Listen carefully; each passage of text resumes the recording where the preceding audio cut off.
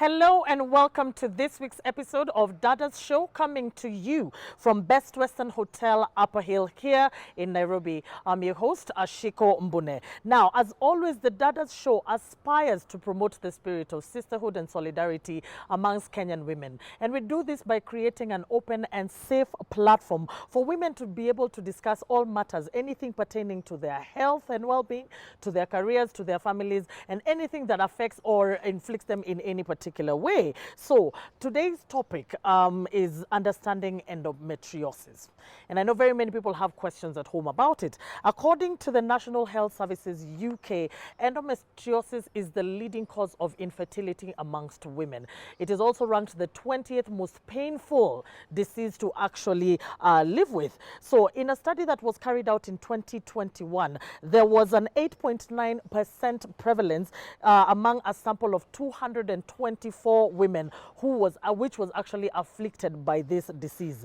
This begs the question, what is endometriosis? What types are there? What are the causes of endometriosis? What treatment is there? And what can be done? What does society need to do and understand this? Now, endo sisters and endo survivors and endo specialists have been working tirelessly day and night to raise awareness and improve knowledge on this disease. Now, in a bid to play our part in this campaign, the Dadas Show today has endo survivors and endo specialists to help us further understand this disease. As always, we encourage you at home to take part in this and any other conversation that we may have by engaging us on all our social media platforms at KBC Channel 1. You can also reach me directly on all my social media pages across all social media platforms at Ashiko the host. Now, before we jump into today's topic and our conversation for the day, kindly take a look at the following feature. Endometriosis is a disease in which tissue similar to the lining of the uterus grows outside the uterus. It can cause severe pain in the pelvis and make it harder to get pregnant. Endometriosis can start at a person's first menstrual period and last until menopause. Some key facts about endometriosis are that it affects roughly 10% of reproductive age women and girls globally. It is a chronic disease associated with severe, life-impacting pain during periods, intercourse, bowel movements, and/or urination, chronic pelvic pain, nausea, fatigue, and sometimes depression, anxiety, and infertility. There is currently no known cure for endometriosis, and treatment is usually aimed at controlling symptoms. Access to early diagnosis and effective treatment of endometriosis is important, but is limited in many settings, including in low and middle-income countries. A 2021 study in Nairobi, Kenya found a prevalence of 8.9% among a sample of 224 women undergoing laparoscopic surgery, according to the National Center for Biotechnology information. Welcome back. As mentioned, the topic of the day is understanding endometriosis. And today I am joined by Dr. Charles Muteshi, who is an endometriosis specialist. He'll tell us what that actually entails. And right next to him, we have Madam Elsie Wandera, who is an endo survivor, as well as the Executive Director of Endometriosis Foundation of Kenya. And finally, we have Madam Sheri Mahulo. Karibu sana Sheri, who is an endo survivor. She'll tell us more about her journey. Of course, I cannot fail to acknowledge my wonderful, excellent audience who take time week in, week out to sit here with me as we tackle some very contentious issues that affect the women folk of the country. I appreciate your presence and I acknowledge you being here. So we'll get an opportunity to interact with them during the question and answer session. So to get the ball rolling, we will start off with Dr. Charles Muteshi. So first of all, I want to thank you. I know you're a very, very, very, very busy man. So I want to thank you so much for taking time to sit with us on this panel. So kindly tell us a little bit about yourself and just to put everything in context, what endometriosis actually is. Thank you for having me on this show. It's a pleasure. Charles Muteshi, as you mentioned, and I'm assistant professor in gynecology at the Aga Khan University here in Nairobi. I am a subspecialist in reproductive medicine, which is a branch of obstetrics and gynecology, with a special interest on fertility and endometriosis. And that's where I spend my work day in, day out. Yes. So endometriosis is a condition that affects mainly girls and ladies in their reproductive years. And it's basically a condition where you have location of the cells of the lining of the womb, Yes. where you get menstrual flow coming out, but these cells sit in places they shouldn't. So instead of being on the womb lining, then they are found outside. So they could be on the ovaries, on the bowel, on the bladder, and sometimes even in the chest, on the lungs, on the belly button. And we've also seen it in places such as the brain. So when they are sitting in the wrong places, then we use the term endometriosis. Yeah. Thank you so much. I mean, I'm curious to find out, how that would play out, because I think even from my very minimal knowledge, and I've only interacted with this particular disease when we were doing research for the show, and I'd be curious to find out about the cells that actually sit in the brain and what effect they have on the patient or the survivor. But we'll get to that in the course of the show. Now, since we're talking about, we've been given a context of what endometriosis is. Elsie, Madam Elsie Wandera, karibu sana to the show, yeah? And thank you for taking time to sit with us today. Kindly share with us your journey from diagnosis till now, and of course, what inspired the formation of EFK. Thank you very much for having me. So I started presenting the symptoms when I was about 15. Yeah. And that was the time when I started menstruating as a young girl. And for me, it was very painful, cramping, to the point I always used to be rushed to the ER, for pain management. And at the time, you can imagine the conversation, even with my family members, was that this is normal.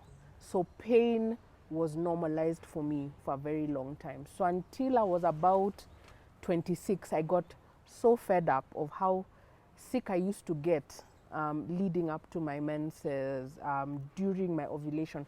I could feel like, I used to feel like my egg was moving, like I could tell, like the egg was moving.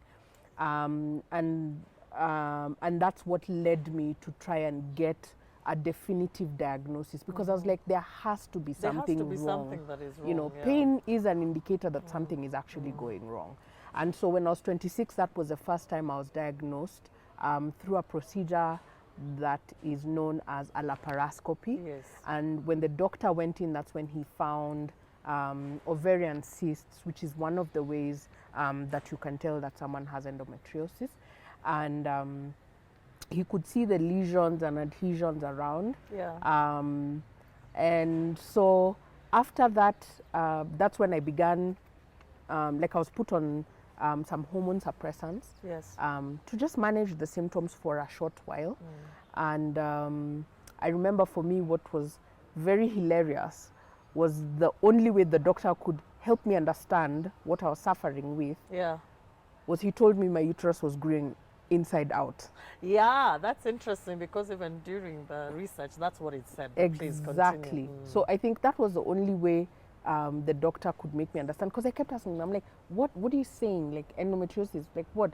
And I remember he put some pressure on me and said, you must try and conceive now, because you might not have a chance of getting. But I didn't understand then.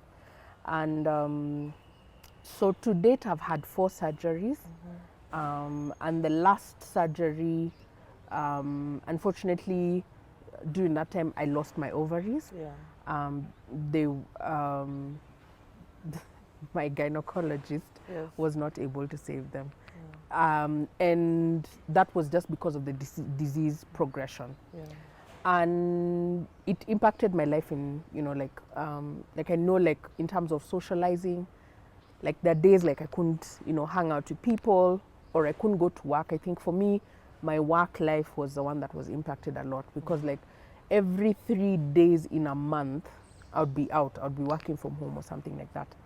And that's actually, I think, when I was probably getting ready for my second surgery, that's when I said, enough. Does anyone know what endometriosis is? Yeah. Is pain something normal that we should actually be allowing women to go through? I'm sure there's another woman who is next to me who's just unable to talk about what she's going through, without feeling shame, because in the culture that and in the society that we live in, the pain that we go through, our menses is almost like it's our problem. It's taboo. It's you a shall not talk about woman's, those things. it's your problem. You suffer with it in silence. Don't bring it up as an issue. So that's really what led me to start the Endometriosis Foundation of Kenya, because I also noticed there was no one speaking on behalf of the voiceless. There's a young girl in high school, there's a young girl in primary school who might be going through a similar experience, but doesn't have a platform to advocate for treatment, for care, and the like. So that's really how the Endometriosis Foundation of Kenya was born. And I really applaud you in the kind of work that you're doing. Something interesting happened. I think I spoke to somebody, and that's why, and it was weirdly, because I was just preparing for the show, and somebody just completely in a very isolated conversation talked about, when she gets her menses, she has to go home, and her boss has been asking her now in Swahili, for those who understand, I hope you understand, ati kwani wewe unanyeshanga kila siku. Exactly. And I think it's because I was in that space of doing my research on endometriosis, and I thought to myself, there's so many people who are out there who are suffering just the same way you are at 15, without knowing that, no, this pain is not normal. There's something else that's happening. So I really applaud you for the journey that you've taken thus far, and of course for thinking of an organization that feels safe for endo sisters and endo survivors to call home. So asante sana. Now, Shari, you're also an endo survivor, and karibu sana, by the way. Kindly share with us your story. One of the main symptoms that you have endometriosis is pain. So mine started at 12 years. I was in primary, if I'm not wrong. So I was uneasy. My stomach I couldn't tell what was happening. So I saw a gynecologist. They told me your menses are about to start. It took about 14 years to get a diagnosis. Wow. Yeah, because every time you go to a gyna, you're told it's normal, period pain is normal, just take painkillers and whatnot. And this came about with a lot of struggles in high school, because you're always at the school nurse's office. You don't understand why you're told you're pretending. You don't understand why you... to be told you're pretending when you have very painful cramps, yeah?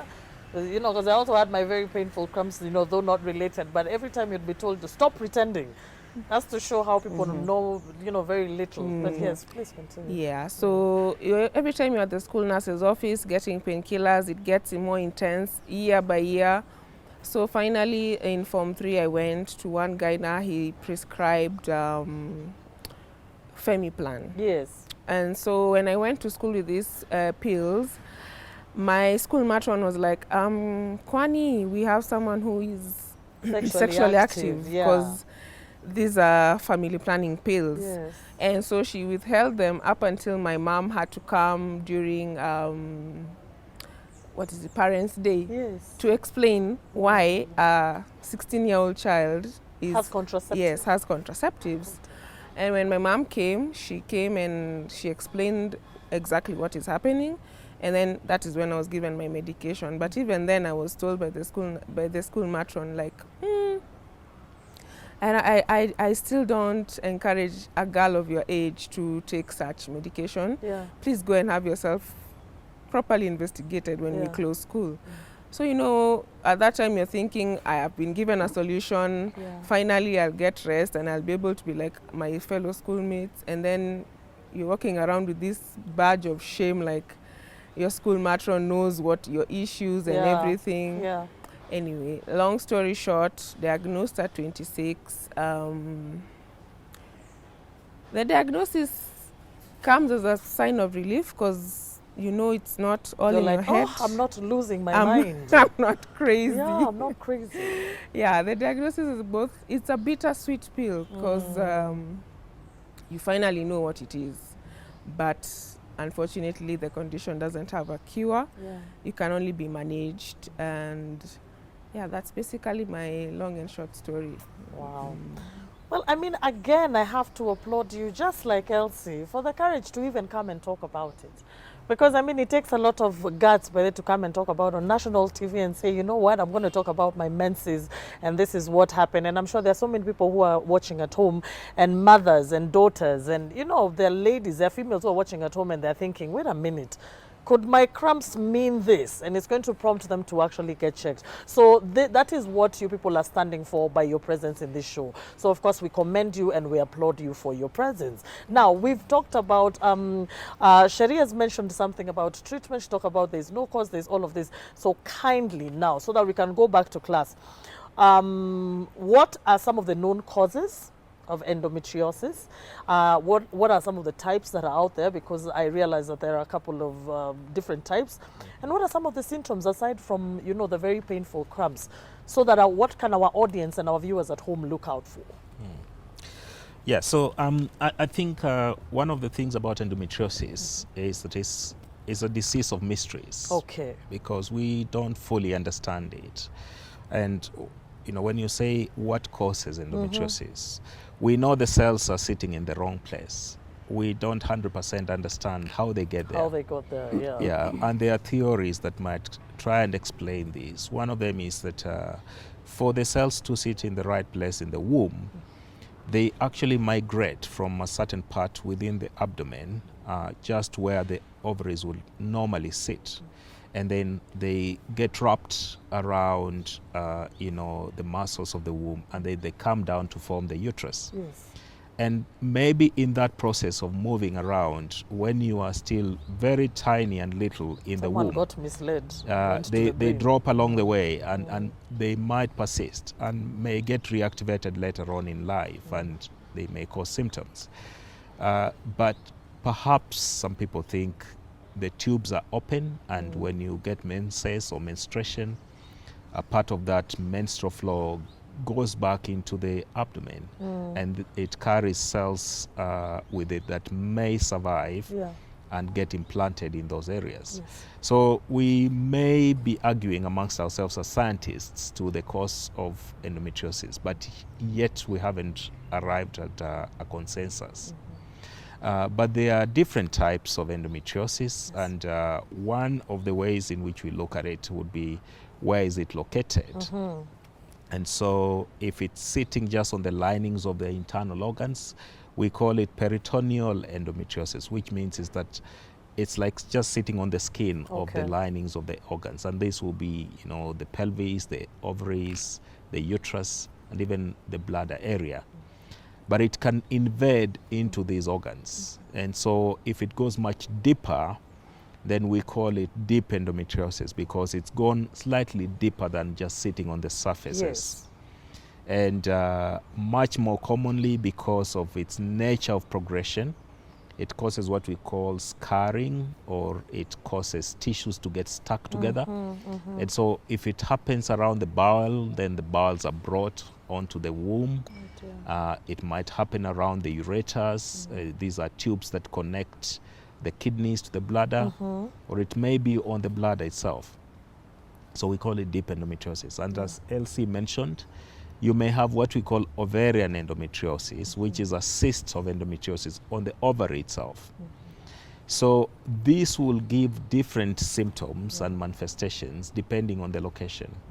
Yeah, so if you have more of endometriosis just around the pelvis, the symptoms tend to coincide with periods, because the behavior of endometriosis is exactly the same as what happens in the womb lining. So every time you have a period, then the womb lining is breaking away, and you can see that outwardly with a period. With a period, yes. But you can't see endometriosis. So that still happens within the endometriosis, that it's actually breaking away, but it doesn't bleed.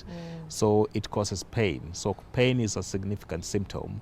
and it tends to come every so predictably with periods. Yeah. You might have endometriosis sitting on the bladder, causing bladder symptoms, so you have pain when you go to the toilet. And again, this pain coincides with your periods most of the times. And it could also be on your bowel. So going to the toilet is a big problem. And again, there is coincidence with periods. So every time you have a period, you get these symptoms. And as I mentioned earlier, it could be in distant locations away from the pelvis. So it could be around the belly button or the navel. So every time there's a period, you might see blood from the navel. Wow. And it could also cause pain. And very rarely, if it's in the chest cavity, again, when periods come, you know, you get a lot of chest pain, you might be coughing, and sometimes you cough up blood. Wow. Yeah, so in this part of the world, because we have a lot of tuberculosis, Yes. most people Most people will say that you have TB. yeah, a lot of people who have chest endometriosis are diagnosed as TB. Yeah. Yeah, so that's the kind of presentation that we tend to have. Yeah. And sometimes it can cause fatigue, it can cause symptoms that are related to bloating, and it may be related to delay in conception or, you know, subfertility. Okay. Yeah. Wow, thank you so much. I mean, I feel who feels smarter as he was talking about it. And there's so much information when we're looking at fatigue. I did not know that endometriosis can actually affect somebody in the chest. And how many people at home can say that they know that, or they know somebody who is a survivor of that? How many times have people been misdiagnosed or judged or stereotyped, and yet they're dealing with a condition that none of us are really aware of? So let me move on to my next question as we continue to unpack endometriosis. So Elsie, some of the symptoms illustrated, or what he's actually talked about, the fatigue, the bleeding, can greatly affect somebody's lifestyle. And you had mentioned a little bit earlier about your work was really affected. You know, based off your personal experience, what are some of the complications that you have encountered, and how have you been able to deal with it? Because before me stands a confident, beautiful woman who is just an invaluable addition to our panel today. So how are you able to keep all this with everything else that's going on? You know what? Endometriosis is an invisible disease. Yes. Right? And so for you to see the symptoms, someone is usually down and out. Yeah. Right? So, you know, like I keep saying, like, if you cut my hand here, you'll be able to see the cut, and you'll be able to see the bleed. But endometriosis is happening inside of me. I can't tell you exactly where it hurts. I can't even describe for you how much pain I'm feeling. And so the one thing that I know that it led me to was really question, like, my sanity. Yeah. Like whether I'm actually going through something that is real. And this was as a result of those you know, those statements, especially from women, you know, like, what periods are you going through that I haven't gone through or other women are not going through? So pain for me is like a marker for my life. Yeah. You know, in fact, sometimes I'm usually asked, is that why you like tattoos so much? Because, you know, you can handle so much pain. You can handle it. And maybe it is, I don't know. Yeah. You know, I don't know. Yeah. But maybe I had very painful bowel movement. So for me, during my periods or during the time when I was ovulating, like, I would go to the toilet and literally hold the four walls, like, and I would scream. I would stop eating. Yeah, so that you don't have to because go. so that I don't have to go. Oh my. So in fact, now, like, as we were thinking, I mean, as I was prepping, I was like, I started thinking about it, like, maybe did that affect my relationship with food? Yeah, of course. You know, subliminally, and one of the things that, of course, happened, like I'd mentioned, I was just about to turn 40. Actually, I just turned 40, and so my gynecologist, full disclosure, is Dr. Charles Muteshi.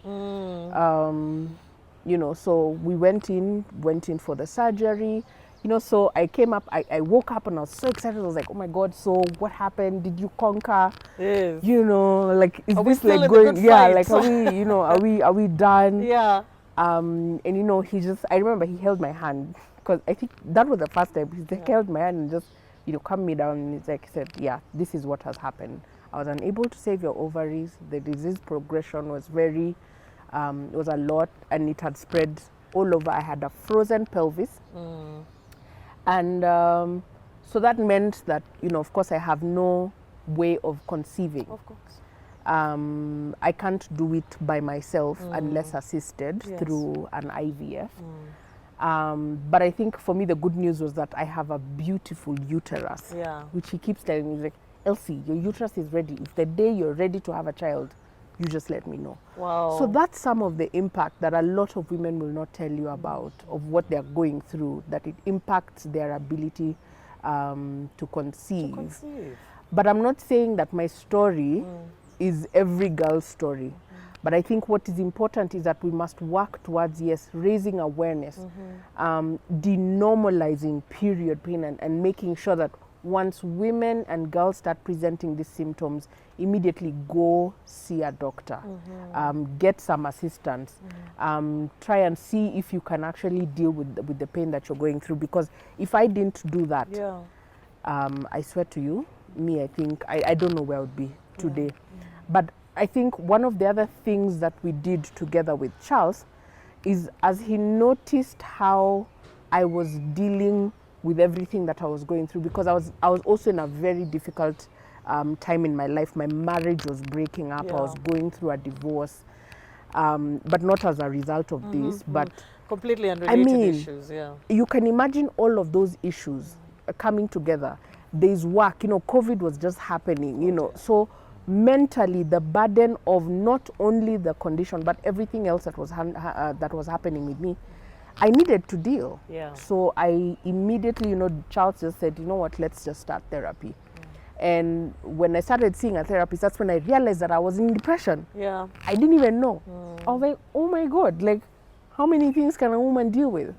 So endometriosis really has robbed many women of their quality of life. Yes. And that is what, I guess, as a foundation, and even just the collaboration and the work that we do together with Charles, is to just make sure that we prevent further delays of diagnosis, so that you don't have to go through what I have gone through. Yeah. From a workplace perspective, I also need to onboard my boss. I need to self-advocate and make sure that he understands, or she understands, what I am going through and what that means. It doesn't mean that I'm not competent about my job.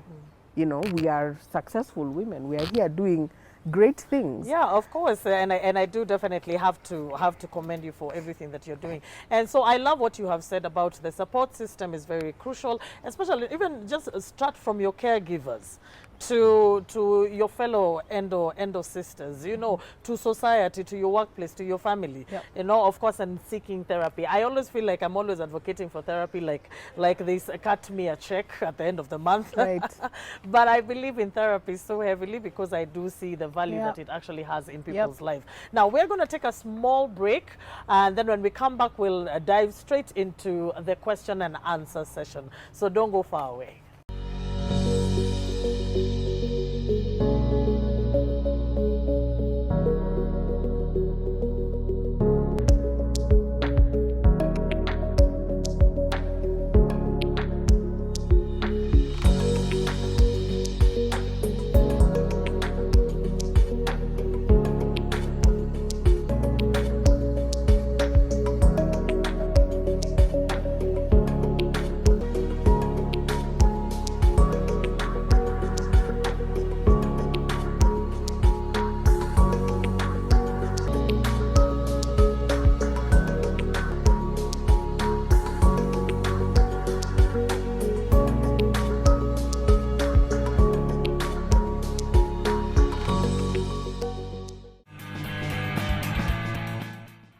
We took to the streets to find out what people actually know about endometriosis. Take a look.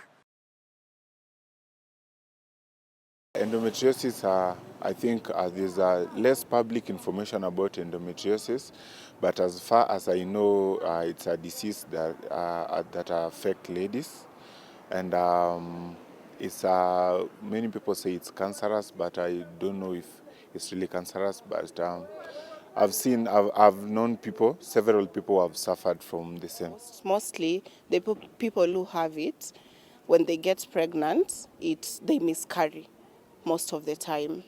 That's what I know about endometriosis. Like I have a friend who has endometriosis. Every time she gets pregnant, she miscarries. So it's like that. So that's the only thing I know about if that's the thing. How I got to know about it, it was a friend. It was a lady friend who works somewhere in media, and she had the problem. And she was going on and off hospital each and every time. So later on, wakati aligundua she has the disease, she just became an advocate to talk publicly about it. Eventually, alienda nje and she had treatment. She came back. I think now she's fighting for people who are still suffering from the same disease. Welcome back to the second part of Dadas show today. Our conversation is about understanding endometriosis. We just had our panel interaction with my wonderful panel, and now we're going to move on to the question and answer session where our wonderful audience will interact with our panel. So to start us off today, we have Diana. Thank you so much for this opportunity. My name is Diana. I would like to pose this question to Dr. Ari. So what is the pain threshold between normal cramps and knowing that you actually have endometriosis? And then at the same time, what is the next course of action in order to get diagnosed? Because we have had the time period between them knowing that they have it, the symptoms and everything, is nearly 10 years or more. So what exactly is the difference? Yeah, thank you. Thank you so much, Diana. That's an excellent question, What's the pain threshold and how do you manage the condition? Because we've discovered that, there's really no cure. I think when it comes to pain, we don't actually have, a tool that we can use like a thermometer for your temperature. So we would say, if you have pain that is bothering you sufficiently that you can't do what you do normally, then please seek medical assistance. We grade pain from 0 to 10, where 10 is the most severe pain. And you can't have two people say the same amount of pain is bothering them a similar extent. Yeah, so if you are using painkillers like Panadol and you're carrying on with your life as normal, you may not necessarily have to see somebody, but if it's persistent and every time you have a period you have pain, even if it's mild, perhaps it's not normal, just see the doctors. Now, the diagnostic delays have been one of, some of the undermining reasons why endometriosis is not tackled well. And in the endometriosis community, right away, we're talking about managing pain that it doesn't evolve into what we call chronic pain. Because once you have chronic pain, it's much harder to treat and manage. So you don't have to have very fancy diagnostic equipment or interventions that have to confirm you have endometriosis as a patient. The doctors now have guidelines that emphasize on managing pain, and we can start treatment before we even make a firm diagnosis of endometriosis. It applies more to young girls, adolescents. You don't have to have an operation as a 12-year-old girl, as a 14-year-old girl, for you to have a diagnosis of endometriosis, because we can manage that pain as you go along. When you get to a point where perhaps the medication isn't working, or we can do ultrasound scans or what we call MRI imaging, we can see endometriosis to some extent. And there are times when then we need to do a laparoscopy. A laparoscopy is when we pass a telescope down the belly button, look inside to see if there's endometriosis. Long ago, we used to say, do a laparoscopy to make a diagnosis. Now we have changed that approach. You say, do a laparoscopy. if you are going to treat endometriosis, because you have to remove it.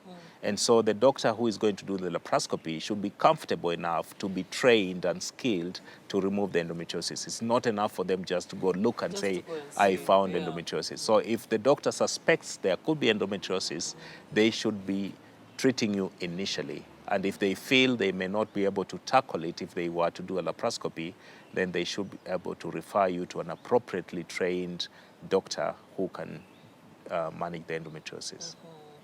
So now the management process after that, now you've already been diagnosed. So is it just pain medication?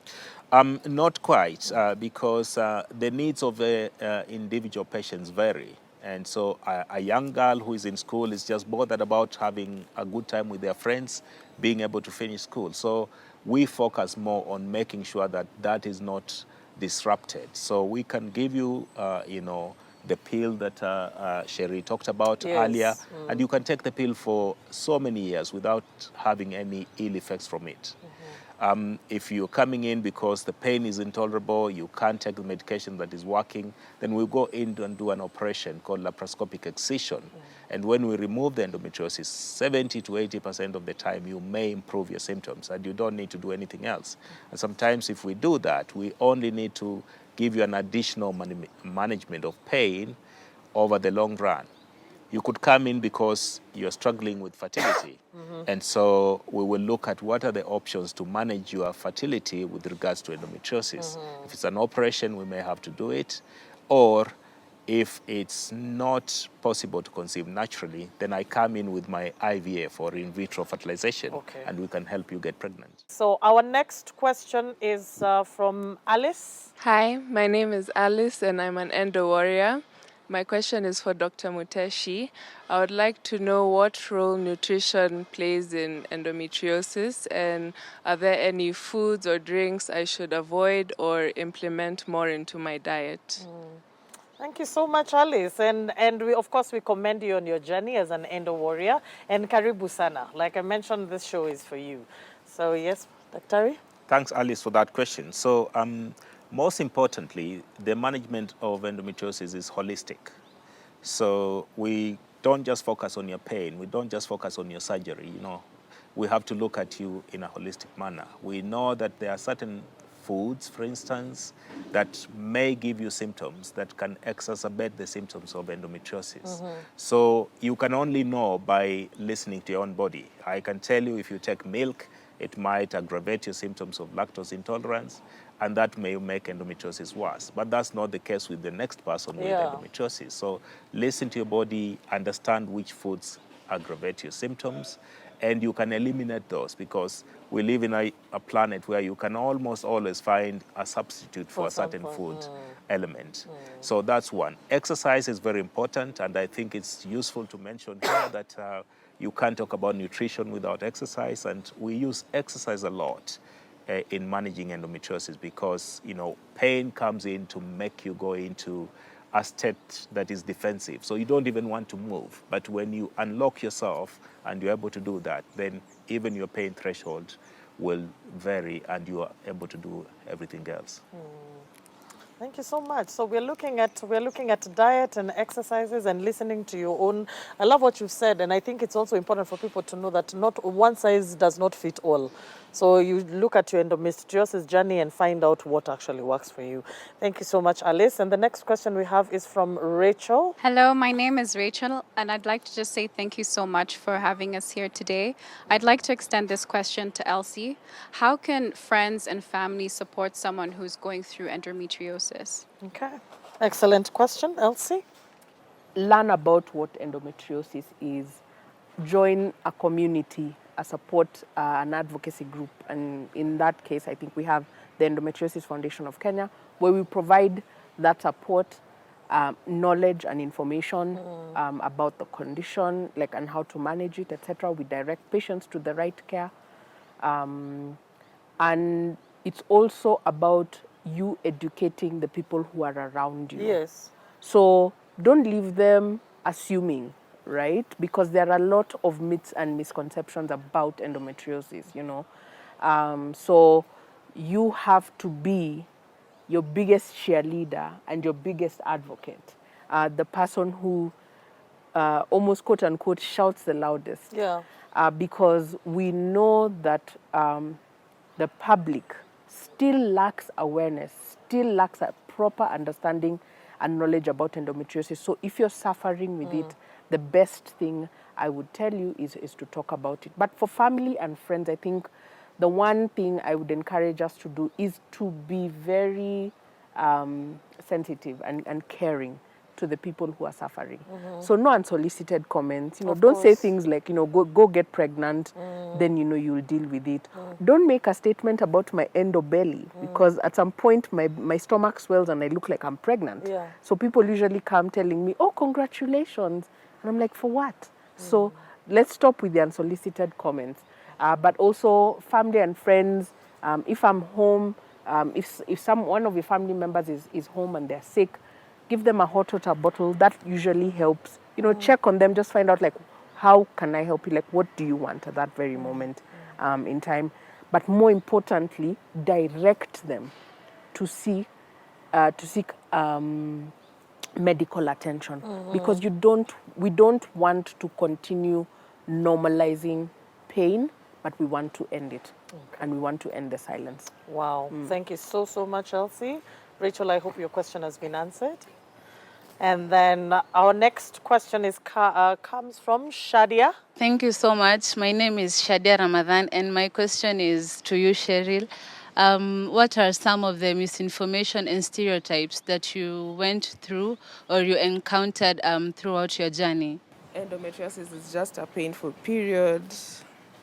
Once you get pregnant, you'll be sorted. It's all in your head. You're trying to seek attention.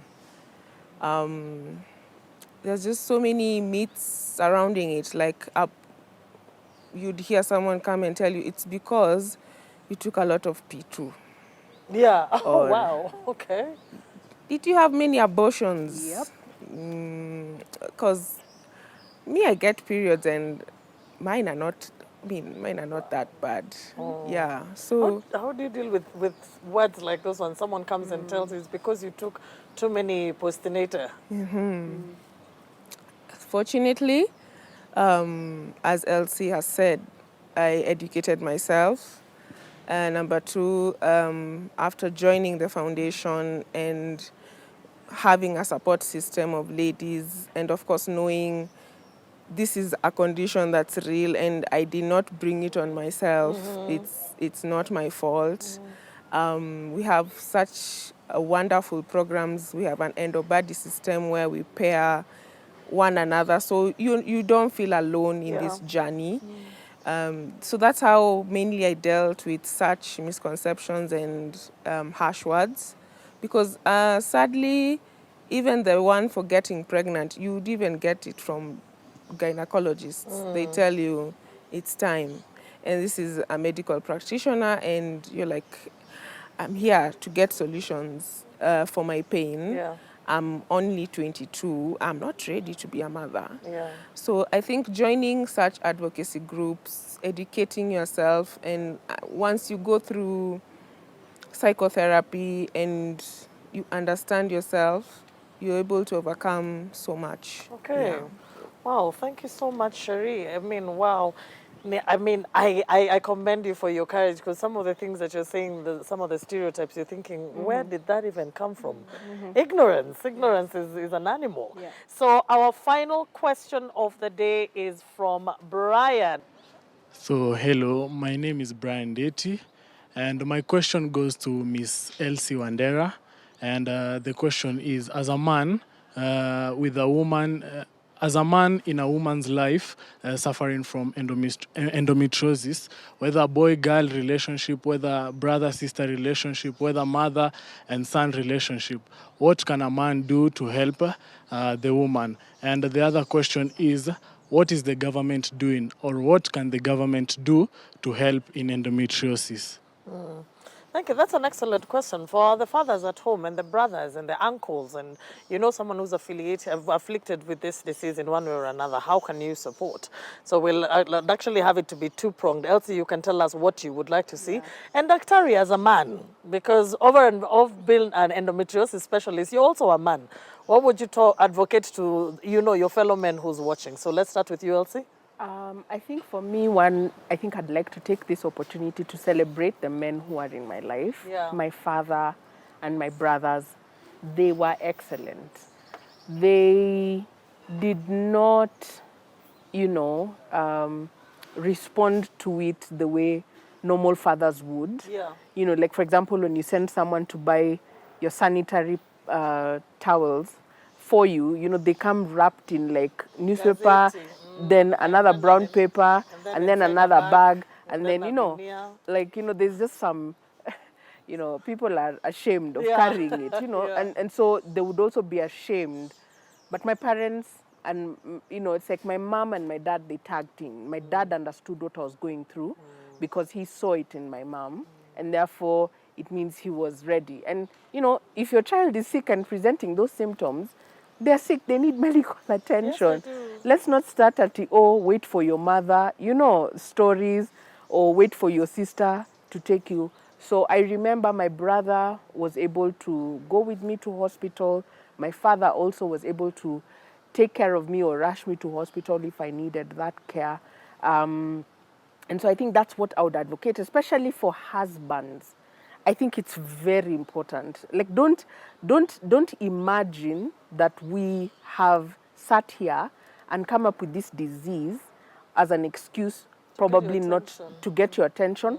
But I think for us, what I would love to see more is more men asking questions, getting curious about this disease. So not only the women asking the questions, so when we have awareness forums or events, I would love to see more men joining and participating to come and ask, Charles the questions or come and ask us the questions. Yeah. So I think that active engagement and participation from them and not stereotyping, this woman and saying that, she's just imagining things and, stuff like that. Yeah, You the one said for it. she's being extra. You my said mother it. used to go through this, my You mother, said it. and back in the day, and they survived. Thank you so much, Elsie. Now, how would you like it to look? How would you like your fellow men to behave? I want you, Daktari, to tell us that, and as well give us the parting shot of the day. Normally, I would give out my 2 cents, but I'm not an industry expert. I'm not I do not know much, and I would not feel right speaking on something that I'm not fully aware of. But Daktari, by all means, if there's somebody watching at home right now, and they're feeling lost and they're feeling distraught and they're feeling there's something off about them, kindly, what would you advise them? Yes, the floor is yours.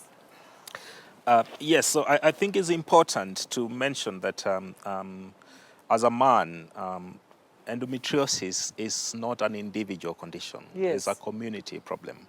And being aware that 10% of girls have endometriosis, there's no single man who can say they have not seen or they may not see a lady who has endometriosis. It might be in school, it might be in family, it might be at the workplace. So one, understanding that this is a condition that affects the quality of life of those who have it, and that in effect has an indirect impact on the people around them. True. It's not to look at them in a very curious manner and think, oh, that's the girl who will always have pain. She rolls on the floor and she doesn't come to school. Or if you're a boss at work, you have to really understand that there is something really bothering them. So it's not just an excuse that, oh yeah, they don't meet their deadlines and then you fire them. It is to have this, what we call menstrual holidays. Let them be at home if they have pain, or encourage them to go and see their doctor or understand what's happening with them. And if you are a partner, then do know that there are moments in their lives that may have changes that you do not expect. Yes. But more importantly, go with them to their doctors and listen to what the doctor is saying. And so that you can also be that, third eye or third ear, or someone who is hearing something that the patient didn't hear themselves. and help them manage their condition. So men will not really run away from endometriosis, unfortunately. They will actually be part of it, but they will also help us a lot in managing the condition because they will be the ones in community with our girls. Yes. And just as parting shot, I think there is a lot of awareness around endometriosis. And what this has done is that it's helped to destigmatize the condition. But that's not enough. And what I'm proud of, together with people like Elsie's Foundation, is that we've raised the bar, and now the management of endometriosis is about focusing on the individual Yes. and offering them tailor-made treatment, which is now available. You know, we are not talking about multidisciplinary care in abstract terms. Yes. It's not something that you will now have to go fundraise and go find it abroad. It is available here. When we say we will need to do your surgery, you will not have to go abroad to have your excision surgery. You will have it here.